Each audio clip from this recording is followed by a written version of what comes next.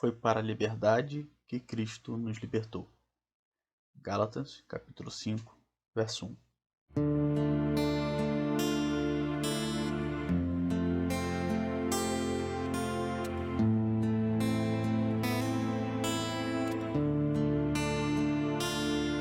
Shema Israel Adonai Eloheinu Adonai Echad.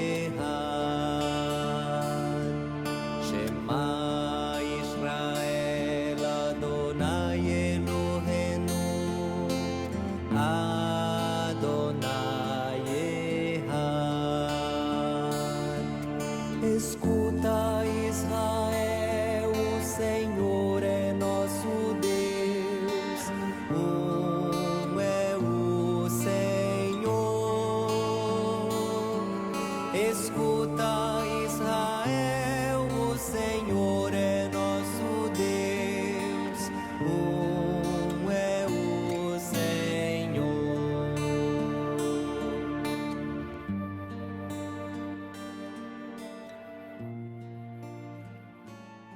O apóstolo Paulo, cujas epístolas revelam a teologia mais profunda da primeira geração de cristãos, descobriu que a liberdade moldava o centro da vida cristã.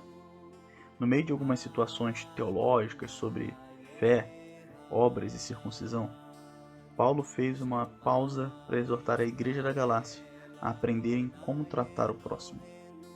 A bandeira que Paulo queria levantar e colocar em todas as suas igrejas se baseava em uma única palavra: liberdade. Eis a principal exortação de Paulo aos cristãos da Galácia: foi para a liberdade que Cristo nos libertou. Porém, o que significa liberdade? Algumas pessoas acham que a liberdade é algo pessoal, consiste em fazer o que agrada a gente, consiste em fazer tudo aquilo que a gente quer.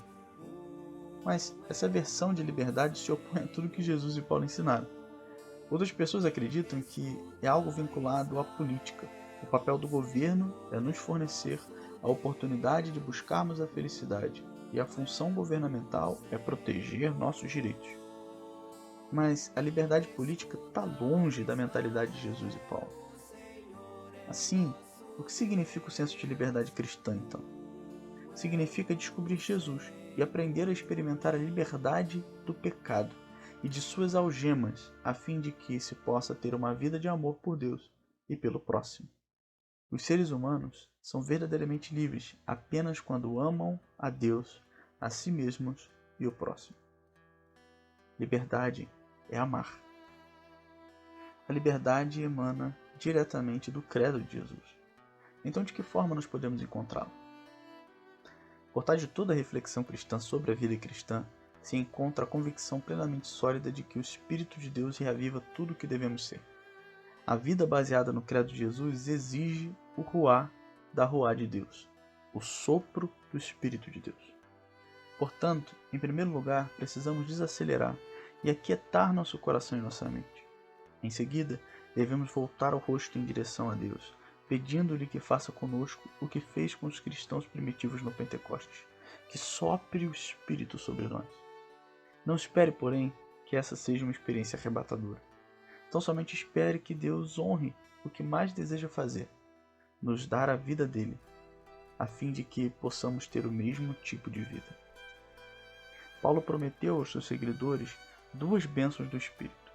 A primeira é a existência de um caminho para fora da rede dos hábitos carnais, uma saída cujo caminho nos leva a descobrir a liberdade do pecado. A segunda bênção diz respeito a sermos, portanto, liberados das acusações da lei. Por isso, eu digo, vivam pelo Espírito, e de modo nenhum satisfarão os desejos da carne. E se vocês são guiados pelo Espírito, não estão debaixo da lei. Isso está em Gálatas capítulo 5, versículo 16 e versículo 18. Todos nós temos hábitos carnais, e muitos têm feito melhor na tentativa de abandoná-los. A disciplina tem seu papel, mas não tem poder de modificar a vida. O poder de transformar a vida vem do Espírito. Logo, as palavras de Paulo nos encorajam a nos abrir para as misericórdias renovadoras do Espírito Santo.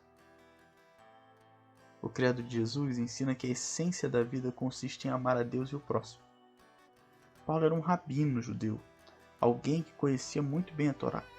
Contudo, o que ele havia aprendido era que a Torá precisava ser compreendida como uma Torá baseada no credo de Jesus. Repare nessas palavras radicais de Paulo. Toda a lei se resume num só mandamento: ame o seu próximo como a si mesmo. Isso está em Gálatas capítulo 5, verso 14. Surpreendentemente, o rabino Paulo estava disposto a reduzir toda a lei a um único mandamento, a segunda parte do credo de Jesus: ame o seu próximo como a si mesmo.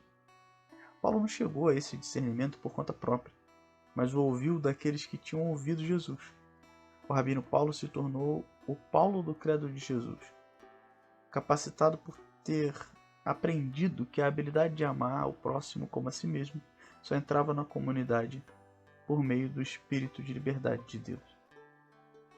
Deus nos concede a liberdade de fazermos o que Ele nos criou para fazer, e Deus nos criou para amar o próximo. Toda vez que usamos a liberdade para prejudicar ou desonrar o próximo, negamos a verdadeira liberdade a nós mesmos. E toda vez que usamos para amar o próximo, percebemos que estamos verdadeiramente livres. Muitas pessoas estão à procura da liberdade interior, porém quando buscamos a liberdade a fim de que nos consuma, por exemplo, dizendo eu quero ser capaz de fazer o que eu quiser, nos tornamos escravos do nosso eu.